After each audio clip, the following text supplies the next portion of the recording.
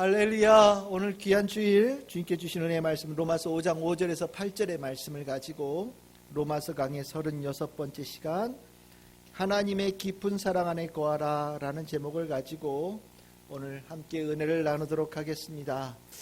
오늘 말씀은 실은 지난 주일의 말씀의 연장선에 있는 말씀입니다. 그래서 본문의 내용에 관한 오늘 읽었던 성경 본문 로마서 5장 5절에서 8절의 말씀에 관한 직접적인 연관은 없겠지만 지난 주일에 있었던 말씀을 여러분들이 잘 생각하시면서 오늘 말씀을 연결하여 드려주셨으면 감사하겠습니다. 우리는 지난 주일에 예수 그리스도의 십자가를 통해서 하나님이 얼마나 나를 사랑하시는지 모든 것이 다 드러났다라고 우리가 말씀을 나누었습니다. 하나님께서 나를 그렇게 지극히 사랑하시며 아주 친밀한 자녀로 여겨주신다는 것을 우리가 나누었고, 우리가 하나님을 아빠 아버지로 부를 수 있게 하실 만큼 지극히 사랑하시는 아버지로 우리와 함께 하시는 하나님의 은혜를 함께 나누었습니다. 우리가 이런 하나님께서 우리에게 사랑하신다라는 것을 깨우쳐 주시는 것, 우리에게 이 사랑하심을 알려주시는 이유가 무엇이겠습니까? 실은 우리가 하나님을 믿지 않는 자, 예수를 믿지 않는 자에게 당면과제는 하나님께서 나를 사랑하신다라는 그것 자체를 아는 거예요. 그걸 알아서 내가 주님 앞에 기쁨으로 주님 앞에 달려가는 것이 첫 번째 과제가 되어집니다. 근데 오늘 우리는 주님께서 이미 나를 사랑하시는지를 너무나도 잘 알고 있어요. 그래서 오늘 이 자리에서 우리는 예배를 드리고 있는 겁니다. 그러면 우리에게는 하나님께서 나를 아버지로서 사랑하신다라는 이 가르쳐 주신 이것이 다음의 단계를, 뭔가 아는 것을 넘어서서 그것보다 더 깊은 것을 우리에게 원하시는 깨우침이라는 것을 우리는 알아야 됩니다. 우리가 안다라는 거라고 얘기를 할 때 진짜 내가 하나님께서 나를 사랑하신다라는 것을 어떻게 나는 표현해야 될 것인가? 우리가 안다라고 얘기하지만 안다라는 느낌은 실은 그건 모르는 거예요. 저도 학생들한테 늘 가르치면서 했던 얘기입니다. 안다라는 거 그냥 내가 알 것 같아. 그건 모르는 거예요. 그럼 어느 정도 되어야 아는 거냐? 내가 그것을 내 말로 표현할 수 있어야 되는 거예요. 그것을 내 말로 내가 가진 은혜로 그것을 풀어낼 수 있게 되어졌을 때 비로소 그것을 아는 겁니다. 그래서 이제 학생들 학원이나 학교에서 열심히 선생님들이 가르치면 이렇게 다 맞는 것 같죠? 그럼 아는 거냐? 아니에요. 그거는 아는 것 같은 느낌을 받은 거예요. 실질적으로 그것을 알기 위해서는 내가 스스로 그것에 대해서 내 말로 풀어내고 이해할 수 있는 과정을 반드시 가야 되는 거죠. 사람도 똑같아요. 하나님께서 나를 사랑하신다. 그것을 내가 알 것 같아. 그러면 그거 나는 그런 느낌이 진짜 아는 거냐? 아니에요. 그건 모르는 거예요. 진짜 아는 거는 내가 사랑받고 있다라는 그것이 더 풍성하게 제대로 표현되어지고 표출되어지고 드러나야 되는 겁니다. 그래서 우리가 많은 경우에 하나님께서 나를 사랑하십니다, 당신을 사랑하신다라는 이 고백에 대해서 우리가 때로는 귓등으로 듣고 흘려 지나가게 되어지는 이유가 뭐냐면 그 사랑하신다라는 것이 내 안에서 실질적으로 역사하는 것을 제대로 내가 모르기 때문이에요. 진짜 안다면 하나님께서 당신을 사랑하십니다 라는 이 고백에 내 심령에 강한 울림이 생기거든요. 그런데 내가 이것을 제대로 알지 못하다 보니까 하나님께서 나를 사랑하신다라는 것이 마치 액자에 걸어놓은 문구 같은 느낌이 들고 그냥 성경에 적혀있는 글귀 같다라는 느낌이 들어요. 그러다 보니까 하나님의 나를 사랑하신다는 그 내용이 실질적인 사랑이 되지 못하는 거예요. 그래서 오늘 저는 여러분들하고 그 부분을 좀 나눠보려고 합니다. 우리가 지난 주일에 설교에 제일 마지막에 나누었던 말씀 혹시 여러분들 기억하실지 모르겠습니다. 에베소서 3장 17절에서 19절의 말씀입니다. 우리 한번 이 말씀 다시 한번 읽어볼까요? 함께 읽겠습니다. 시작. 믿음으로 말미암아 그리스도께서 너희 마음에 계시게 하시었고 너희가 사랑 가운데서 뿌리가 박히고 떡가 굳어져서 능히 모든 성도와 함께 지식에 넘치는 그리스도의 사랑을 알고 그 너비와 길이와 높이와 깊이가 어떠함을 깨달아 하나님의 모든 충만하신 것으로 너희에게 충만하게 하시기를 구하노라. 아멘. 오늘 이 말씀에서 상당히 인상적인 구절이 있죠.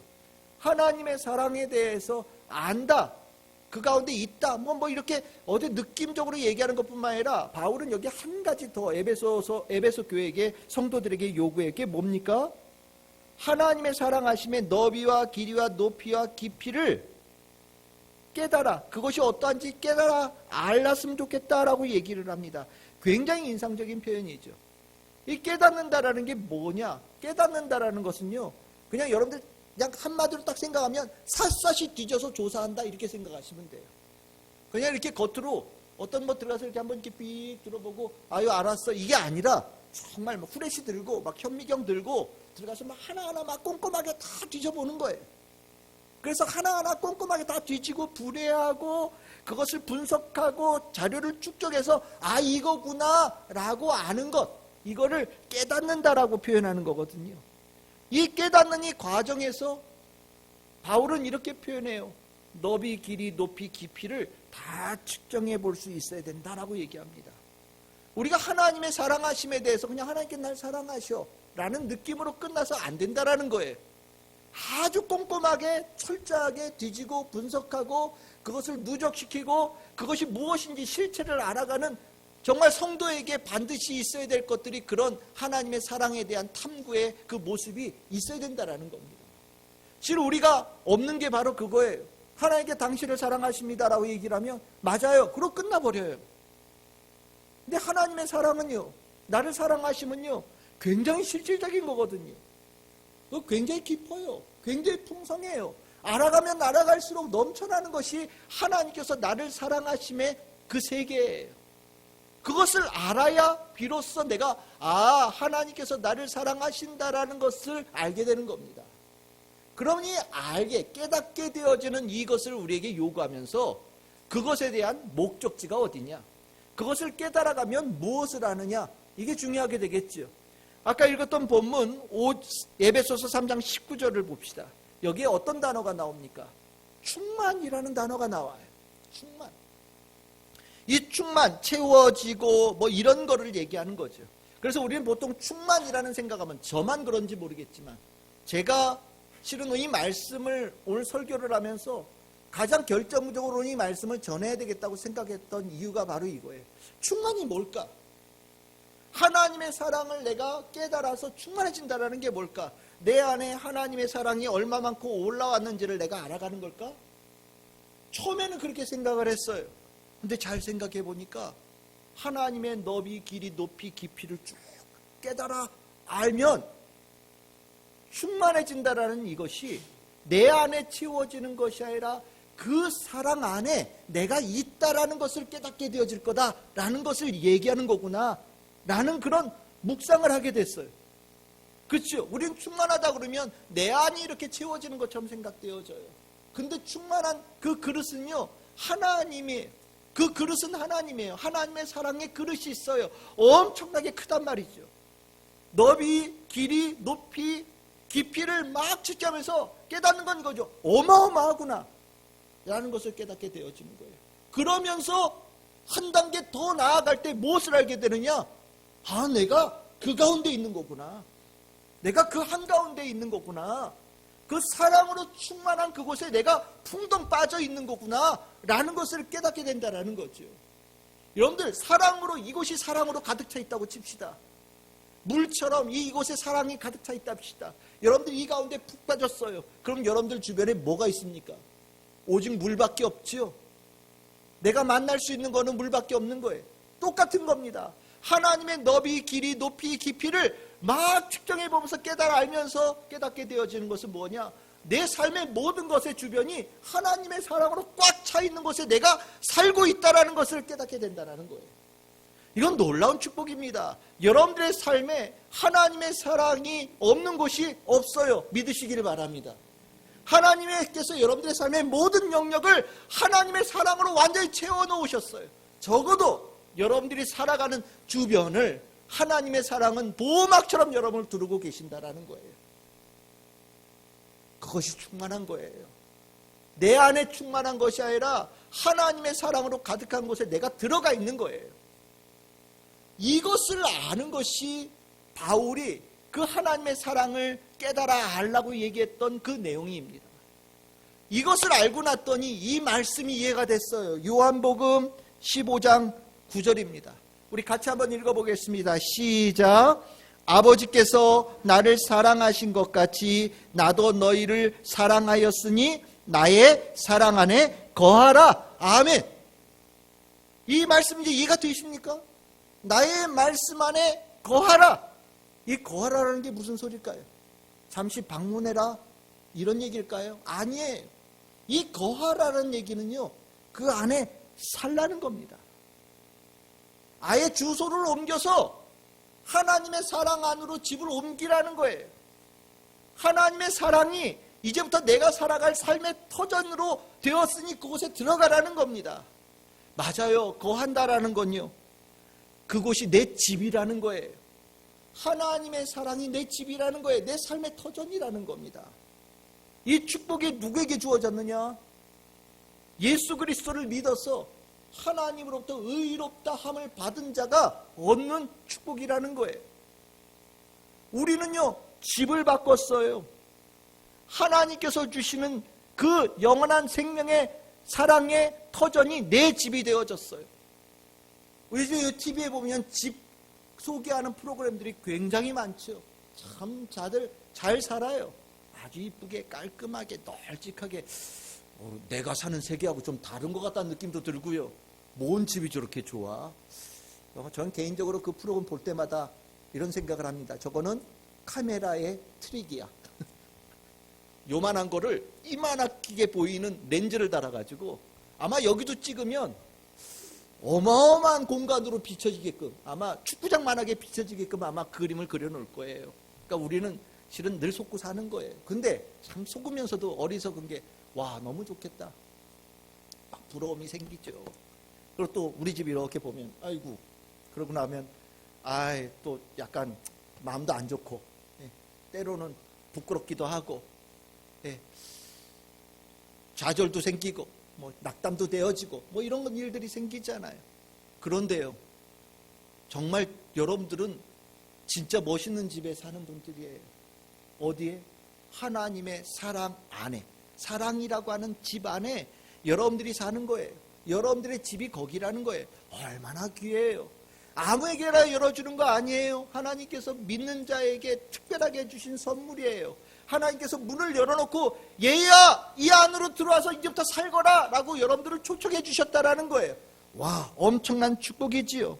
하나님께서 나를 사랑하신다라는 게 왜 축복이냐? 바로 이것 때문이에요. 우리의 삶을 주님께서 아예 사랑으로 덮어주시고, 내 삶의 모든 터전을 하나님의 사랑이 주관하는 땅으로 바꾸어 주시고, 하나님의 사랑이 닿지 않는 것이 하나도 없는 것으로 내 삶을 바꾸시는 은총을 주신다라는 거예요.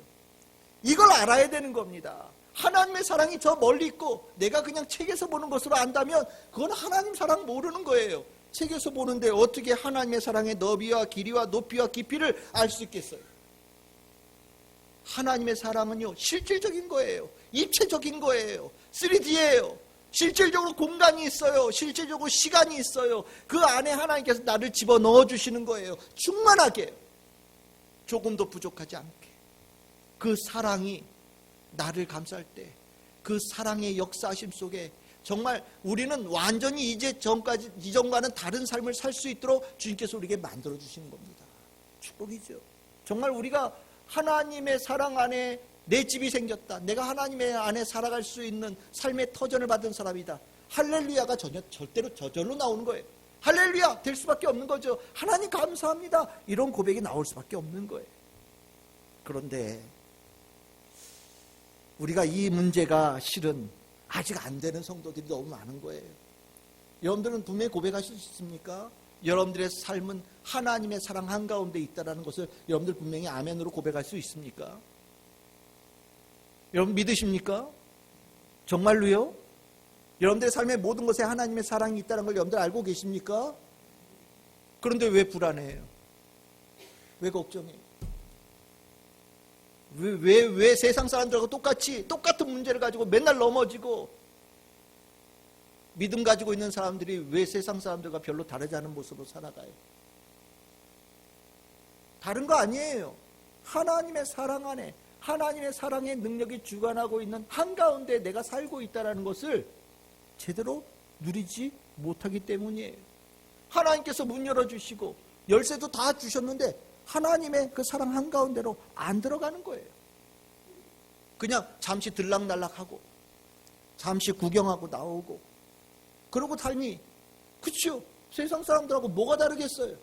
하나님의 사랑 한가운데 쑥 들어가서 그 가운데서 하나님의 사랑의 능력을 가지고 맛보라고 하나님께서 문 열어주시고 초청해 주시고 여러분들에게 모든 것을 허락해 주셨는데 그것을 들어가지 않으니 하나님의 사랑과 나는 항상 거리감이 있게 살아가게 될 수밖에 없는 거죠.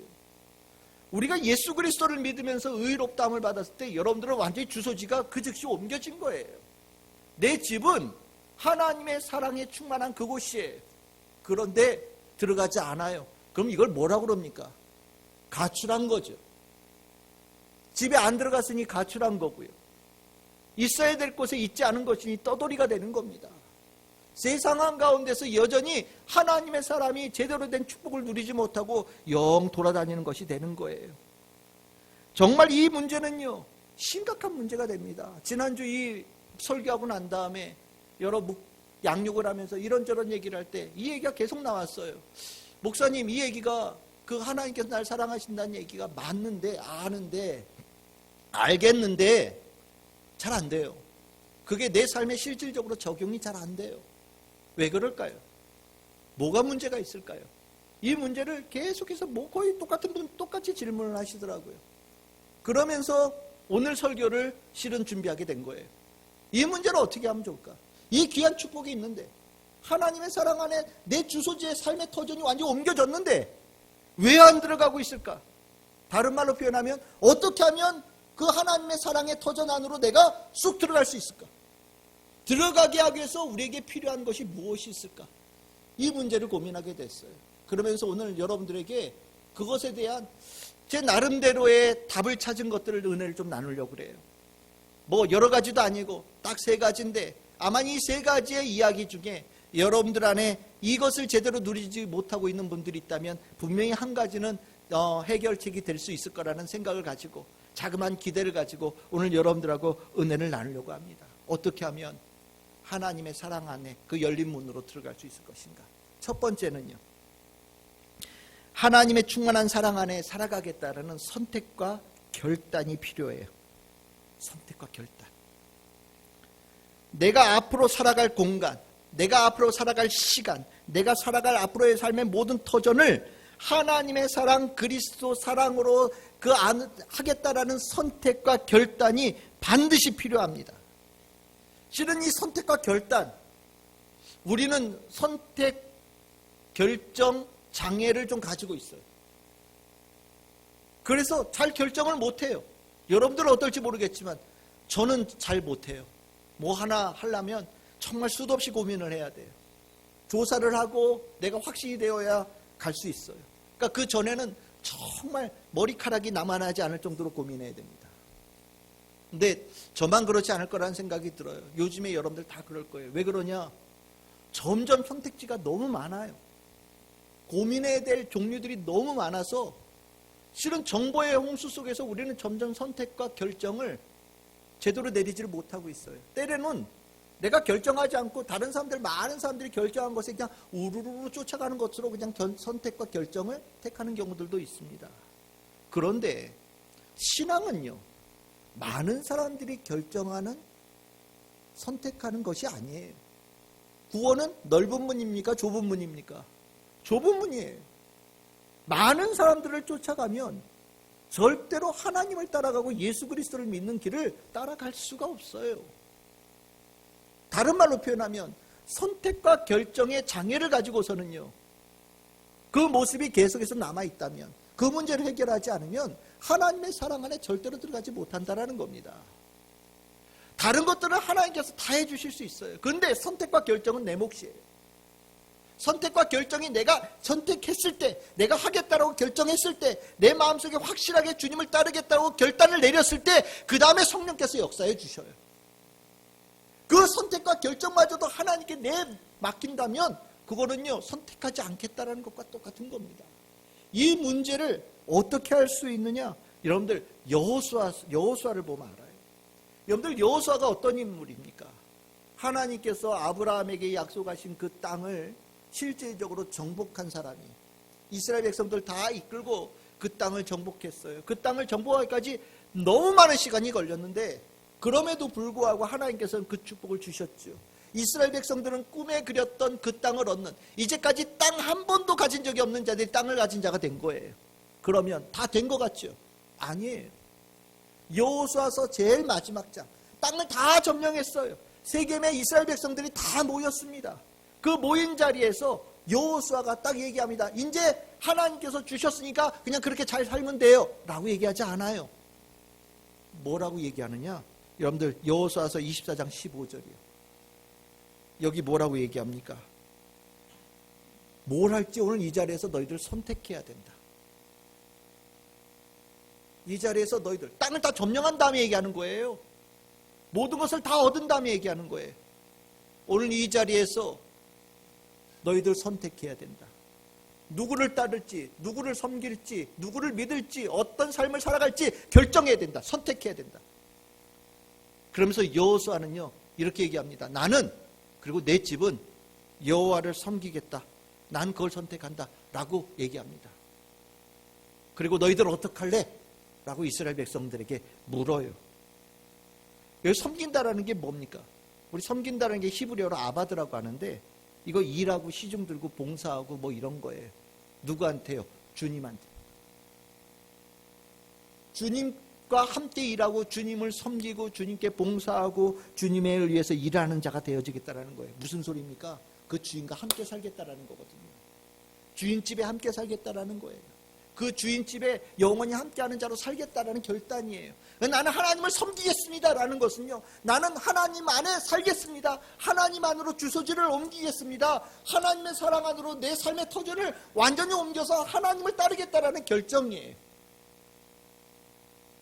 여호수아는요 땅을 다 정복하고 난 다음에 마지막에 이 결정해야 된다. 그래야 이 정복한 땅을 제대로 누릴 수 있다라고 얘기하는 거예요. 선택하지 못하면 정복한 땅을 들어갈 방법이 없는 겁니다. 여러분들이 선택 굉장히 중요한 거예요. 실질적으로 하나님의 사랑 안에 그 깊은 풍성한 생명의 땅 안에 문을 열어도 못 들어간 이유는 여러분들이 선택하지 않아서예요. 우리가 신앙 고백하잖아요. 신앙 고백이 뭡니까? 하나님 선택한다라는 고백이에요. 예수님 선택한다라는 고백이에요. 신앙 고백이 뭐 딴 거예요? 하나님이 내 주인이십니다. 예수님을 내가 주님으로 모십니다 라는 얘기잖아요.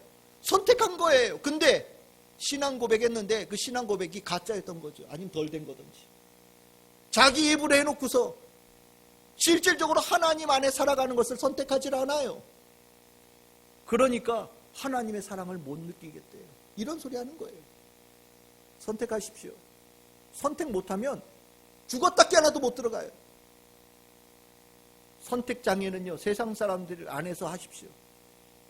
주님 안에서는 고민할 것도 없어요. 하나님, 예수님, 성령님, 하나님 말씀 붙은 거는 무조건 선택하는 거예요. 그게 믿는 자예요. 그것만으로도 보증입니다. 그랬잖아요. 내가 너희들을 얼마나 사랑하는지 이미 확증시켰다. 뭘 고민합니까? 하나님께서 여러분들을 사랑하는지 안 하는지 아직도 고민됩니까? 하나님이 이미 다 보여주셨다는데 우리는 얼마든지 선택할 수 있어요. 당연히 선택할 수 있어요. 당연히 결단해야 되는 겁니다. 이 문제는 가장 간단한 문제지만 많은 성도들이 가지고 있는 문제예요. 두 번째는요, 이 문제가 있습니다. 여러분들 이 하나님의 사랑하심에 거하기 위해서는요, 하나님의 사랑의 영양분을 풍성하게 받아 먹어야 돼요. 언제까지요? 열매를 맺을 때까지. 시간이 필요하고요. 그 가운데 내 주식이 바뀌어야 되는 거예요. 전에는 세상의 것을 주식으로 삼아서 세상에 뭐 경제가 어떻게 돌아간다, 정치가 어떻게 돌아간다, 뭐를 해야 부자가 된다더라, 뭐를 해야 뭐 성공한다더라, 이것에 대해서 귀가 이만큼 열렸다면, 그것을 가지고 내 삶의 길을 선택하는 주된 양식으로 삼았다면, 하나님의 사랑 안에 거하기 위해서는요, 하나님의 말씀에 대해서 귀가 열리고 하나님의 뜻에 대해서 귀가 열리면서 그것을 내 삶의 주된 양식으로 바꾸어가는 과정을 가져야 돼요. 그러면서 내가 바뀌어가는 겁니다. 내가 바뀌어가는 거예요.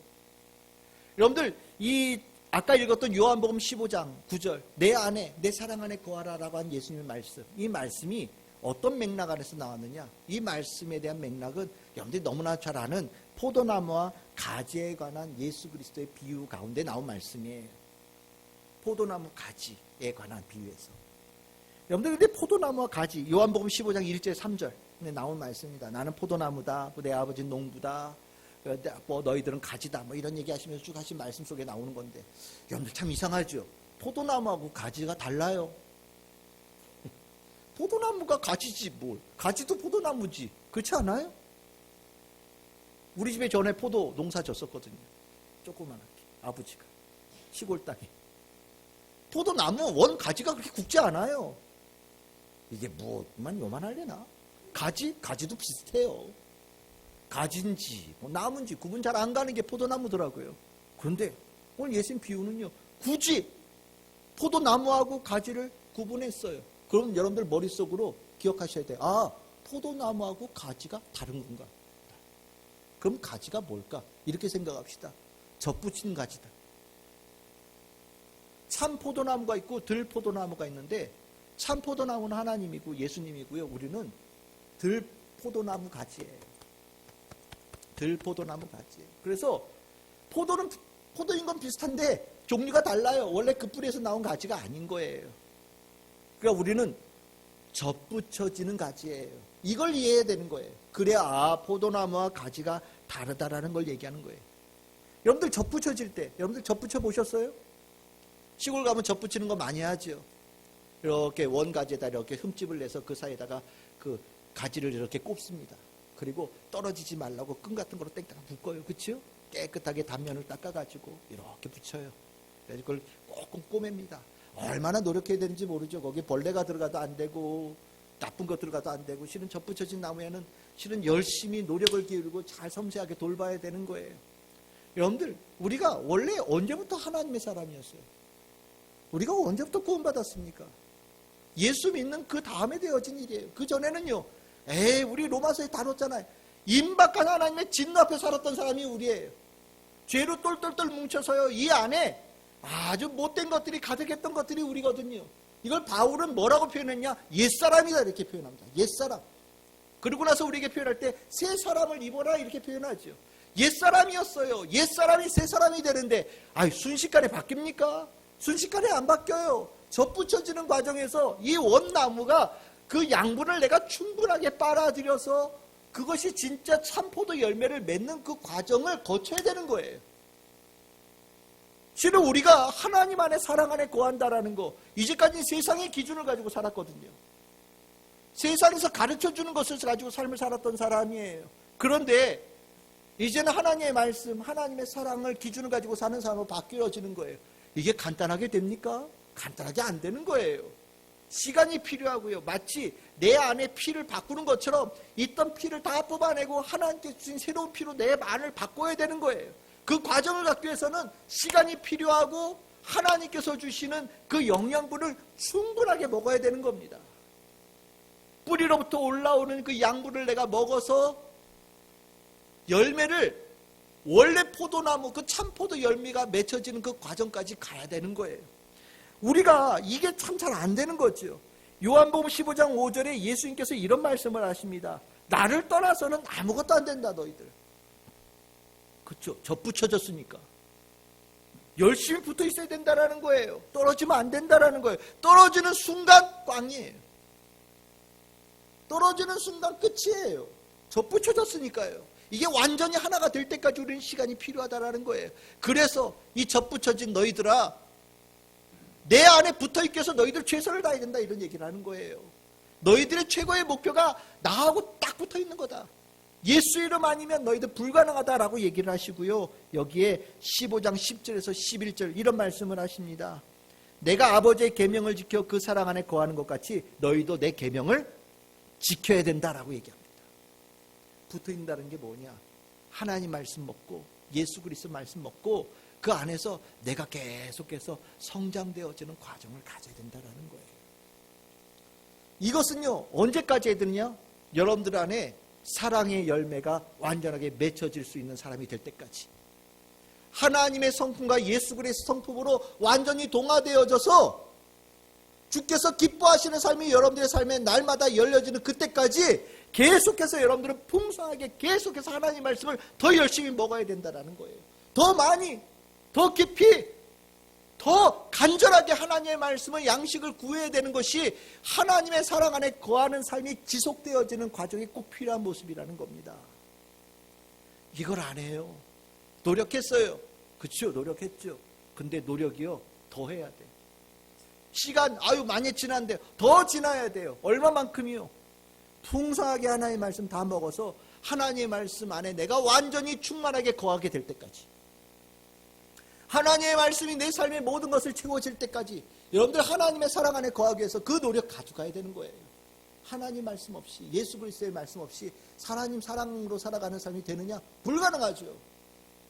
어떻게 가능하겠어요?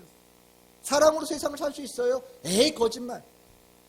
하나님께 날 사랑하신다라는 걸로 살 수 있습니까? 에이, 거짓말. 그럴 수밖에 없죠. 왜? 하나님 말씀 모르니까.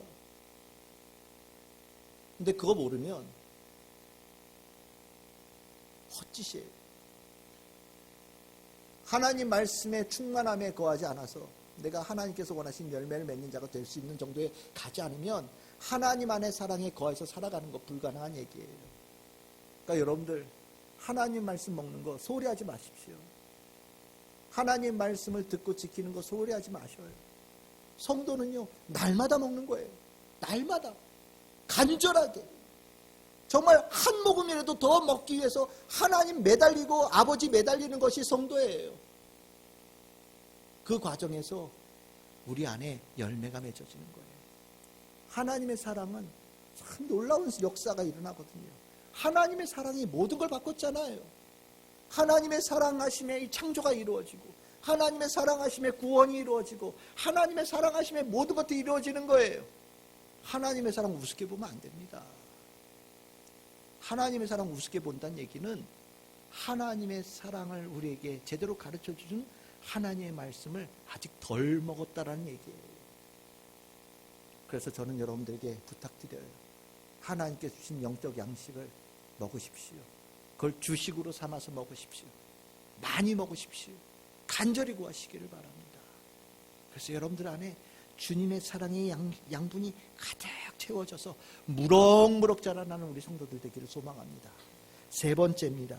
세 번째, 우리가 하나님의 사랑에 대해서 오해하고 제대로 들어가지 못하는 게 뭐냐? 하나님의 사랑은요, 깊이 들어가야 돼요. 깊이 들어가야 돼요.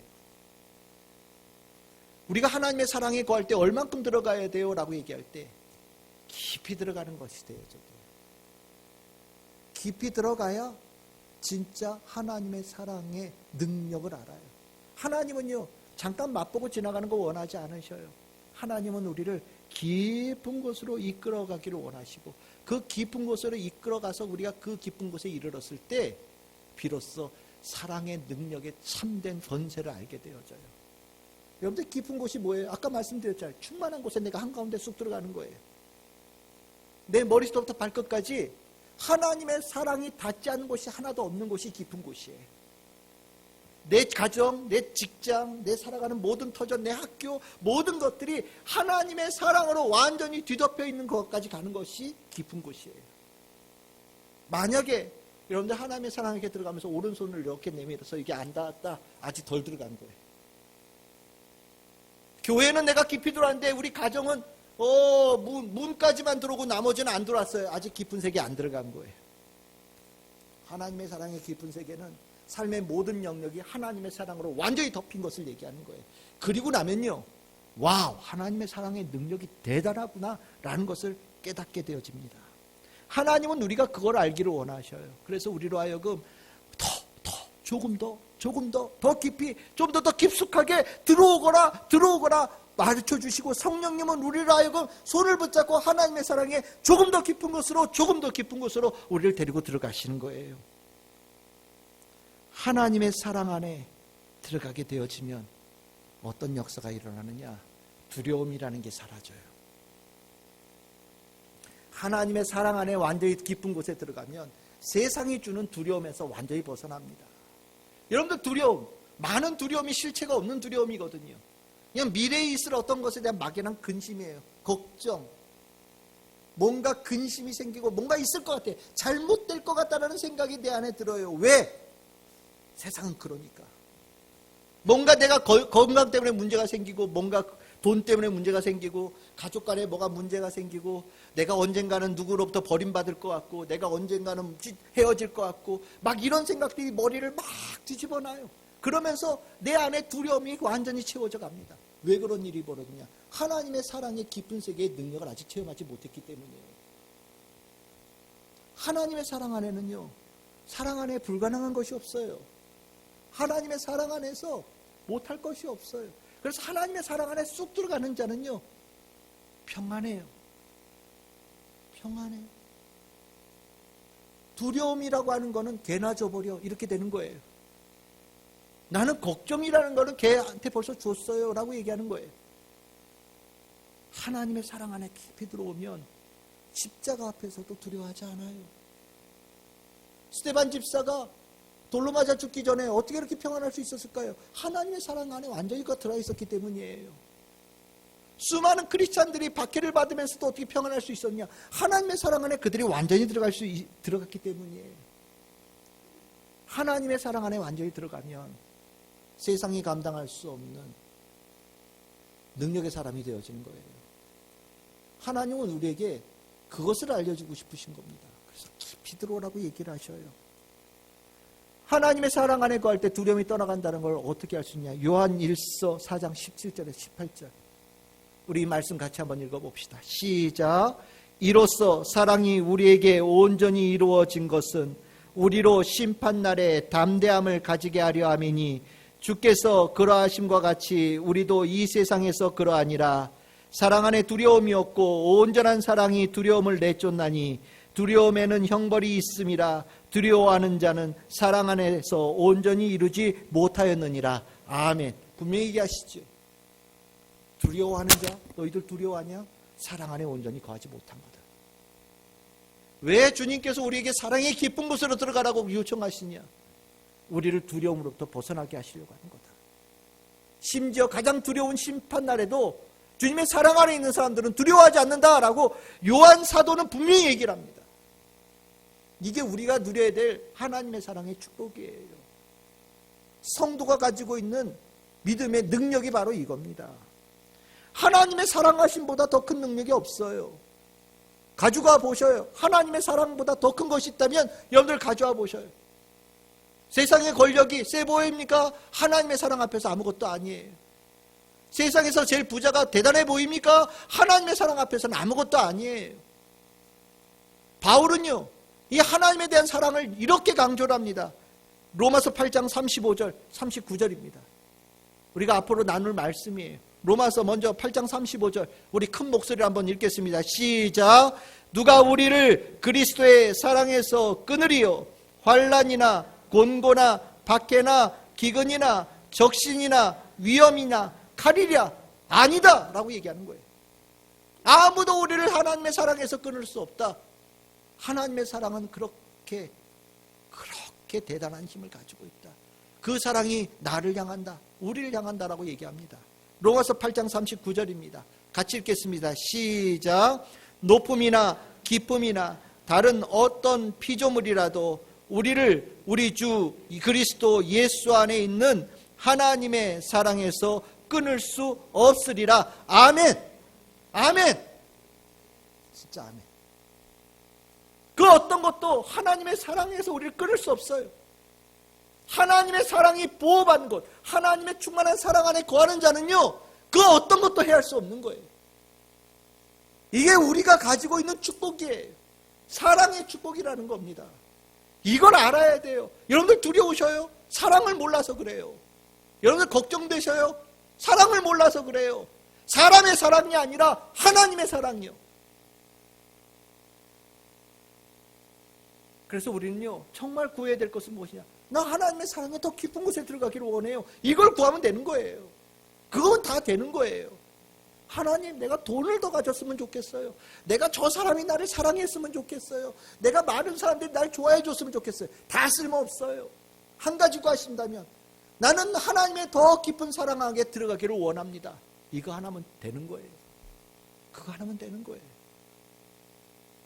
성도들이 이걸 알면 하나님의 사랑 안에서 떠나라 그래도 떠나지 않아요. 그런데 아직 사랑을 제대로 몰라서 문 앞에서 왔다 갔다 하면서 하나님의 사랑을 이것도 들어온 거 아닌가요? 라고 얘기를 해요. 아니에요. 그건 들어온 거 아니에요. 하나님의 사랑의 입구에 온 거예요. 하나님의 사랑의 진짜는 깊은 곳에 들어가야 되는 거예요. 그래서 성도는요, 딱 한 가지 소망한다면 저는 하나님의 더 깊은 사랑하게 거하기를 원합니다라는 이 소망을 가지고 살아가야 되는 거고요. 그것 자체가 성도가 누리는 최고의 축복인 거예요. 우리가 하나님의 사랑 너무나도 많이 얘기를 하지만 실은 성도들이 이걸 제대로 못 누려요. 결단하지 못해서. 조금 하다가 충분하게 양식도 안 먹어놓고서 했는데 안 돼요. 뭐 이런 소리 하고요. 하나님의 사랑의 깊은 곳으로 들어가겠다는 결단, 소망이 없어요. 왜 들어가야 되는데요? 들어가면 뭐가 있는데요? 이런 소리는 하고 있으면서 이 정도면 됐어요 라고 얘기하는 분들도 계셔요. 그렇지 않은데 진짜 하나님의 사랑의 깊은 세계는 진짜 신앙의 참맛이 있는 곳인데 우리는 그것을 향해야 되는 건데 주님께서는 우리에게 그것을 원하시는데 우리가 그걸 제대로 모르고 살아서 그래요. 우리는 진짜 내가 하나님의 사랑 안에 거하고 있는가? 내가 하나님의 사랑 안에 거하겠다고 결단하고 있는가? 내가 하나님의 사랑 안에 거하는 사람이 되기 위해서 날마다 더 간절히 하나님께서 주시는 영적 양식을 먹기 위해서 사모하고 있는가? 나는 정말 하나님의 사랑의 깊은 곳으로 날마다 들어가는 삶을 살고 있는가를 점검해야 돼요. 만약에 우리 안에 점검해야 될 것이 있다면 바로 그거예요. 내가 성령 충만한가? 성령 충만이 어디로 끌고 가겠습니까? 하나님의 사랑의 깊은 곳으로 이끌어가는 거예요. 그래서 사도 바울은 우리 안에 이런 것을 점검하라고 가르쳐 줍니다. 고린도후서 13장 5절입니다. 우리 한번 같이 읽어봅시다. 시작. 너희는 믿음 안에 있는가? 너희 자신을 시험하고 너희 자신을 확증하라. 예수 그리스도께서 너희 안에 계신 줄을 너희가 스스로 알지 못하느냐? 그렇지 않으면 너희는 버림받은 자니라. 아멘. 무서운 말이죠. 괜히 무서운 말이에요. 버림받았다. 실은 우리 하나님께서 날 버리신 게 아니죠. 내가 안 들어간 거예요. 내가 안 들어가니까 겉모양은 똑같죠. 하나님과 나하고 상관없는 것이 되는 거예요. 하나님께서 우리를 버리셨다고 얘기할지 모르지만 내가 안 들어갔으니까 내가 떨어진 거죠. 내 믿음을 가진 자는 하나님의 사랑 안에 날마다 들어가요. 그래서 하나님의 사랑에 충만한 곳에 풍덩 빠져요. 그리고 너무 행복해요. 내가 힘들고 어려울 때 주저하지 않고 하나님의 사랑으로 풍덩 뛰어들죠. 완전히 깊이 들어가요. 그럼 주님께서요, 머릿속부터 발끝까지 내 겉과 속을 모든 것을 다 어루만져 주셔요. 나를 회복시켜 주셔요. 나를 거듭나게 해주셔요. 마치 부활처럼. 근심과 걱정이 하나님의 사랑에서 다 녹아져서 사라져요. 그리고 부끄럽지 않은 소망을 가진 자로, 그 소망을 가진 자로 그 물 밖으로 튀어나와요. 그리고 세상을 향해 나아가죠. 깊은 사랑을 체험한 자의 확증을 가지고 나아가는 거예요. 이게 성도예요. 사랑 대단한 겁니다. 정말 사랑 대단한 거예요. 우리가 그 사랑을 받은 자예요. 우리의 주소지가 그 하나님의 사랑 안에 있어요. 저는 오늘 이 말씀이 여러분들에게 마지막 말씀이 되기를 소망합니다. 고린도 13장 8절입니다. 번역이 조금 안 좋아요. 사랑은 언제까지나 떨어지지 아니하되. 잘 이해가 안 되죠. 근데 이게 영어 번역으로 하면 이해가 돼요. Love will last forever. 영원히 변치 않는다. 영원하다. 사랑은 영원하다. 사랑은 영원하다. 다른 것들은 다 중간에 끊어지는데, 예언도 끊어지고 방언도 끊어지고 중간에 다 끊어지는데 사랑은 영원하다. 세상의 권세도 끊어지고 돈도 끊어지고 건강함도 끊어지고 다 쇠하는데 사랑은 영원하다. 어떤 사랑이요? 하나님의 사랑이요. 어떤 사랑이요? 여러분들에게 주신 사랑이요. 어떤 사랑이요? 여러분들이 거하고 있는 사랑이에요. 그 사랑이에요. 사랑은 영원해요. 그게 우리가 살아가는 축복입니다. 실패하지 않고 그 안에 생명이 있고 승리가 있어요. 저는 우리 참 즐거운 게 성도들이 오늘 이 말씀 나누었으니 진짜 사랑 안에 더 빠져서 충만한 사랑 안에 깊이 거하여서 제대로 되어진 하나님의 사랑을 고백하고 기뻐하고 즐거워하고 하나님께 영광을 돌리는 멋진 우리 참 즐거운 게 성도들 다 될 수 있기를 주님의 이름으로 축복합니다.